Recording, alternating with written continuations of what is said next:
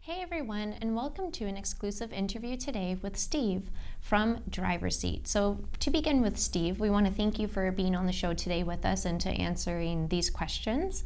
To start it off, what are you and your team doing to help flatten the curve during these difficult times? So during this pandemic, a lot of our team of drivers were displaced due to the downturn of business. So basically, we had to shut down about 95% of what we do.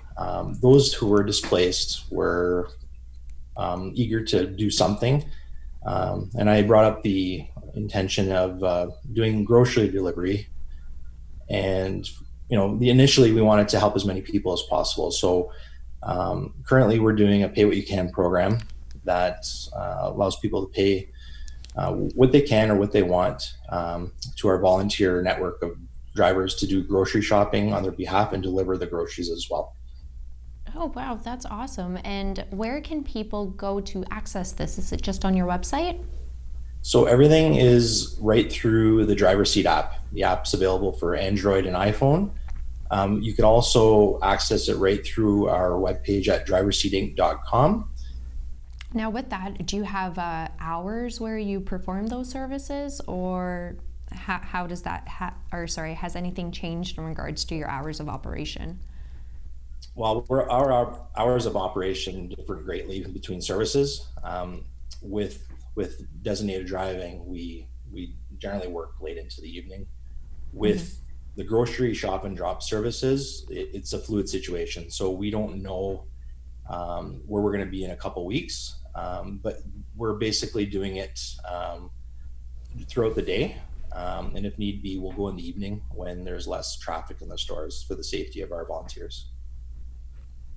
That's awesome. Now, with your volunteers, were they individuals working for you, or did they just come on in preparation of helping with all of this?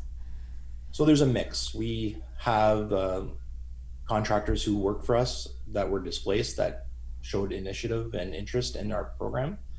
And now we're bringing on a few more volunteer drivers and grocery shoppers as we roll out the service further. Mm.